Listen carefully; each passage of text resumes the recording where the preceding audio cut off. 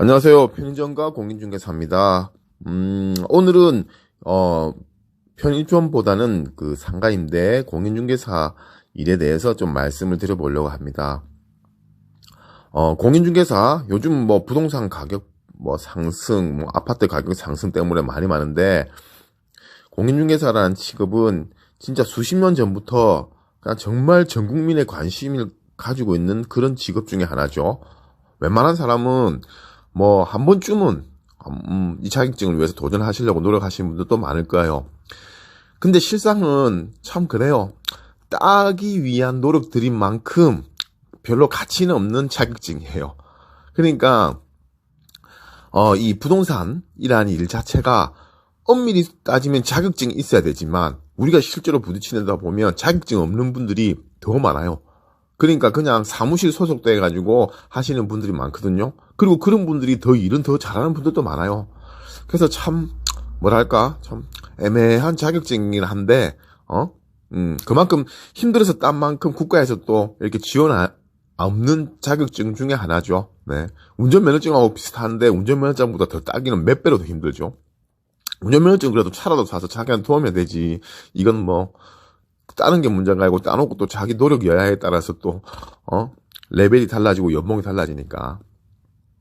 저는 약 한 10년 가까이 전쯤에 자격증을 땄어요.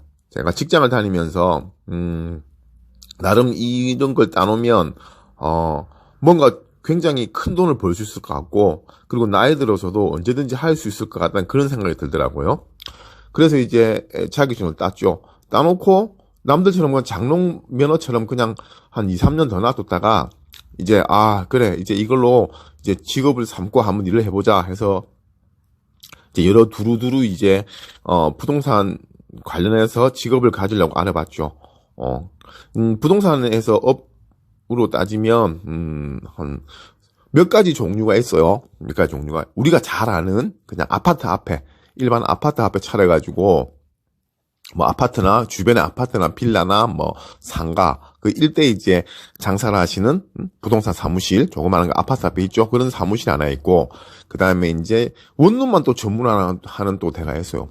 원룸만 어디 원룸 시내에 원룸촌 같은데 사무실 차려놓고 원룸만 전문으로 하는 사무실도 있고요. 그 다음에 뭐 국도변이나 이런 데 가면 뭐 토지 경매 이런 거 많이 붙여놨죠. 토지 뭐 경매 뭐 이런 거 하시는 분들도 있고, 그 다음에 공매 경매 이것만 전문적으로도 하시는 분들도 있고요. 그 다음에 이제 저처럼 상가임대 이것만 전문으로도 하시는 분도 있어요. 그래서 저는 이제 제 사무실을 차리기 전에 일단 한번 경험을 해보자. 그래서 작은 사무실보다는 좀 큰 사무실을 가야지. 그래서 저는 이런 뭐 영역들이 갈라지는지도 몰랐어요. 그냥 부동산 하면 다 똑같이 부동산을 가는 줄 알았는데, 그냥 그렇게 해서 시내에 있는 큰 사무실을 기웃거렸죠. 아무래도 이제 큰 사무실 근처에 있으면 거기에서 배울 게 많다고 이제 나름은 생각을 한 거죠. 그래서 큰 사무실을 방문했습니다. 방문해가지고 그냥 솔직히 부동산 사무실에 취업한다는 거는 한 두세 가지 그 정도밖에 없어요. 어떤 게 있냐면, 첫 번째로 이제 정말 이제 완전 부동산 투자 회사, 정말 오리지널 회사, 이런 회사가 있고요. 뭐 이력서도 내고, 뭐 면접도 보고, 뭐 시험도 치는 이런 회사도 있을 것이고, 대부분 보면 조그만 아파트 사무실 앞에 있는 실장님, 뭐 여실장님 뽑습니다. 뭐 이런 게 보셨을까요? 이제 그 공인중개사 사장이 있고, 그 다음에 이제 실장을 뽑는 거죠. 같이 한두 명 뽑아가지고 같이 뭐 아파트도 보여주고 같이 계약하고 뭐 이렇게 하는, 그렇게 이제 기본금 조금만 주는 뽑는 경우가 있고, 아니면은 이렇게 그냥 시내 같은데 40명, 50명 있습니다. 아마 상가임대 전문 이런 부동산 가면요. 그런 데 가면 그냥 기본 것도 없이 그냥 자기 계약한 데서 몇 대 몇으로 나누는 부동산들이 있고, 뭐 이런 차이가 있어요. 대부분 이 양쪽에서 대부분 결정된다고 보시면 돼요. 그래서 저는 이제 한두 명 있는 아파트 앞에 부동산보다는 아무래도 사람이 많은 부동산 회사 가면 배울 게 많겠다 해서 가가지고 이제 그냥 부동산 써있으니까 들어간 거예요. 들어갔는데 거기가 이제 상가임대 전문 공인중개사 부동산 사무실이었어요. 상가임대 전문한 시내에 있죠. 우리가 시내에 보면 뭐 시내 번화가에 보면 사무실 규모가 커가지고 뭐 부동산 뭐 이렇게 해놓은 데는 대부분 보면 상가 임대 매매 그런 걸 전문으로 하는 부동산을 보시면 돼요. 그런 것의 특징이 뭐냐면, 일단, 뭐, 그냥 이력서만 내면 무조건 다 뽑아줍니다. 무조건 다 뽑아주고, 들어가기가 쉬운 만큼 살아남기도 쉽지 않아요. 네. 상가임대 전문하는 부동산이다 하면, 일단 아까도 말씀드렸다시피 기본급이 없습니다. 처음 가면 수입이 없어요. 자기가 계약을 해서 주로 몇 대 몇으로 나눠 먹는 거예요.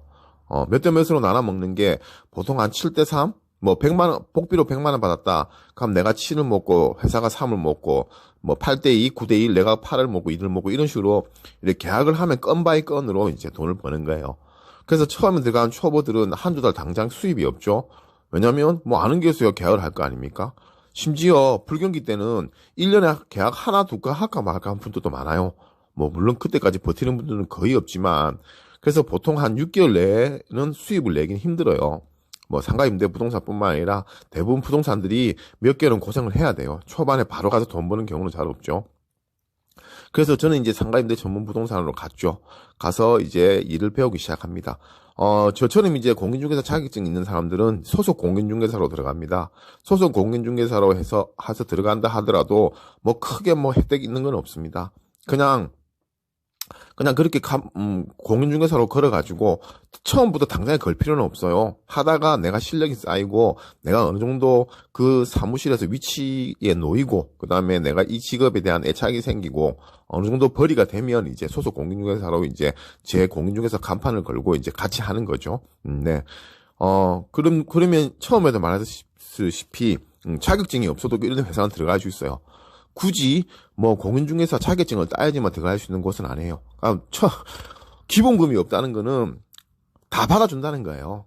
사지육시 멀쩡하고 사람만 뭐가 안 나고 말만 통하고 그러면 다 받아준다는 거예요. 그러니까 자격증 없어도 할 수 있어요. 흔히들 중개보조원이라 하거든요. 중개보조원이라는 건 뭐냐면 사무실에서 그냥 뭐 손님들 오면 응대하는 것도 뭐 법적으로 그래요. 중개업에 대한 응대는 하면 안 돼요. 간단한 응대를 하고 그 다음에 안내라는 건 뭐냐면 가게를 보여주고 집을 보여주고 이런 역할만 하는 게 중개보조원이에요. 계약의 직접적인 역할을 하지 않는 게 중개보조원인데 이게 참 애매하잖아요.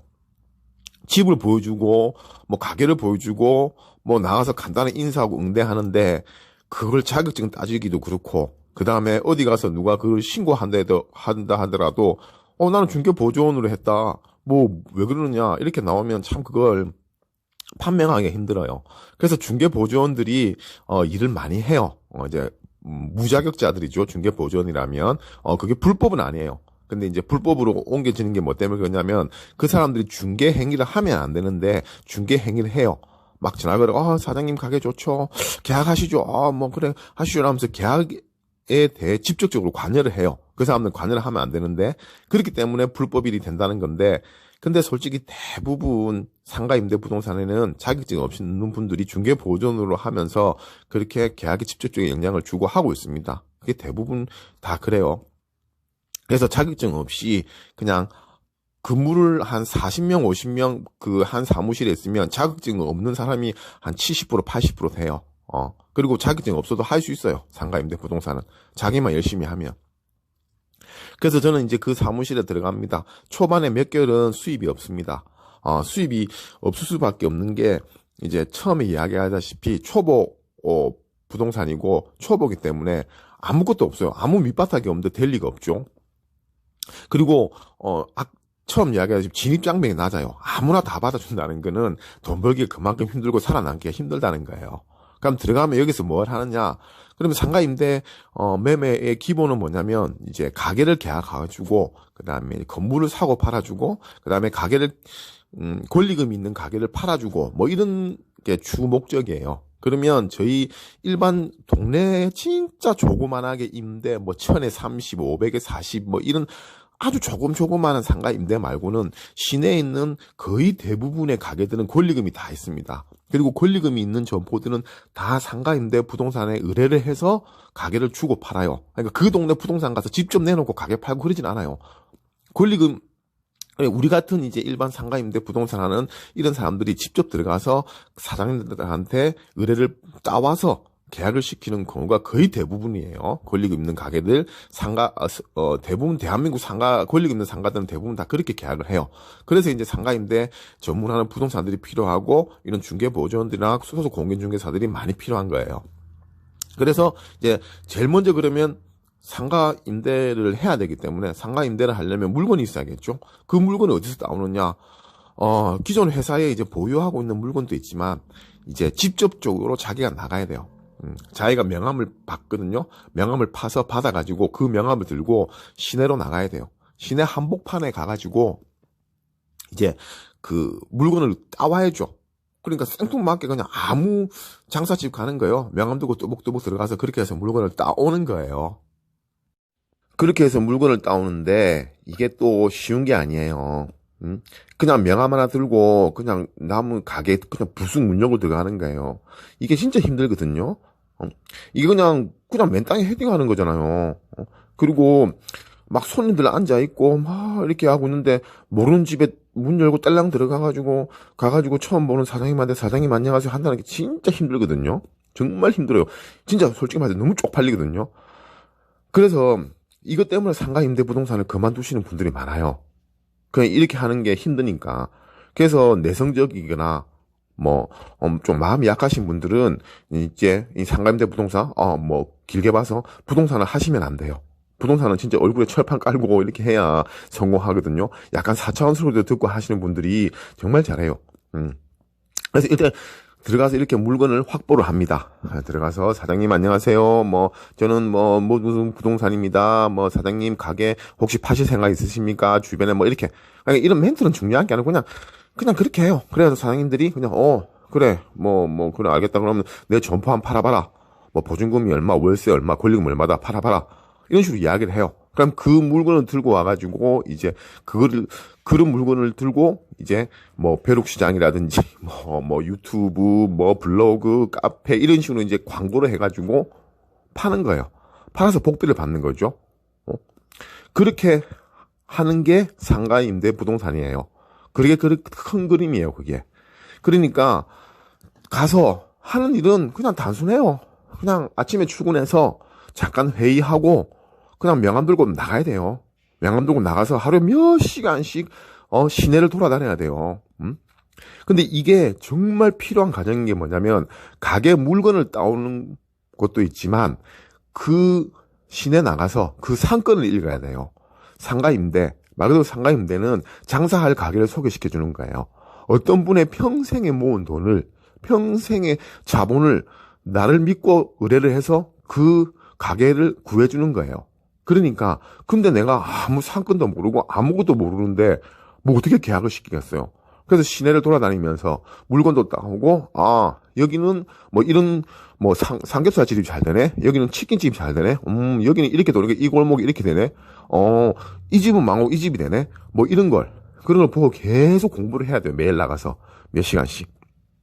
근데 이걸 계속 꾸준히 하면 되는데 이것도 이제 초반에 하다가 이제 점점 갈수록 게을러져서 안 하게 돼요. 왜냐면 이제 늘 같은 동네 그 동네고 하니까 잘 안 가게 되는데 일단은 이걸 해야 돼요. 상가 임대 부동산 들어가면 무조건 해야 돼요. 그리고 이제 전화로 해가지고 그 가게 물건을 따올 수도 있어요.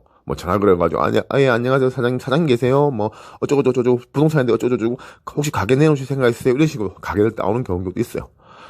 그래서 이렇게 가게를 따오면 광고를 내서 부동산 광고를 내죠. 벼룩시장 많이 보셨죠? 벼룩시장 블로그나 카페 네이버 보시면 보증금 1050 권리금 절충 협의 시내 상권 빠글빠글 장사 잘 되고 이런 식으로 내는 거예요. 그래서 그쪽에서 이제 그거 보고 이제 사장님들이 전화 오시죠.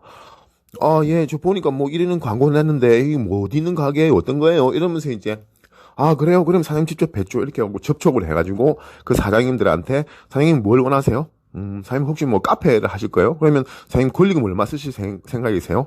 보증금은 어떤 걸 원하세요? 어떤 상권을 원하세요? 이러면서 이제 그 사장님들하고 상담을 해가지고 그 사장님들이 원하는 가게를 찾아주는 거예요. 찾아줘서 계약을 하는 겁니다. 그렇게 해서 수입을 버는 게 상가임대 부동산이에요. 그러면 지금 이 이야기 말고 더 많은 이야기들이 많거든요. 그래서 너무 지금 길어지고 있으니까 일단 이렇게 움직이는 게 상가임대 부동산의 큰 틀이에요. 그래서 제가 그러면 다음 컨텐츠에는 이제 더 상세하게 들어갈게요. 상가임대 부동산이 더 어떤 일을 하는지, 어떻게 하는지, 어떤 예시가 있는지, 그 다음에 여기서 또 더 발전하는 게, 창업 컨설턴트예요. 컨설턴트라고 해요. 그냥 비슷한데 그냥 프랜차이즈 일하는 사람들이 있죠. 그런 사람들이 어떻게 거의 비슷비슷한 일을 하는 거예요. 그냥 여기서 파생돼 나온 거라고 생각하면 돼요. 일단 이런 부분, 이런 창업 컨설턴트에 대한 이런 부분들에 대해서도 제가 다음 컨텐츠에는 다뤄보도록 할게요. 일단은 오늘은 상가임대 부동산이 어떤 건지, 그 다음에 상가 매매 부동산이 어떤 건지 이런 부분에 대해서 큰 틀에 대해서 말씀드렸습니다. 일단 다음 컨텐츠에는 조금 더 깊게 재밌는 실내 사례들을 들어서 말씀드리도록 할게요. 자, 그럼 편의점과 공인중개사였습니다. 감사합니다.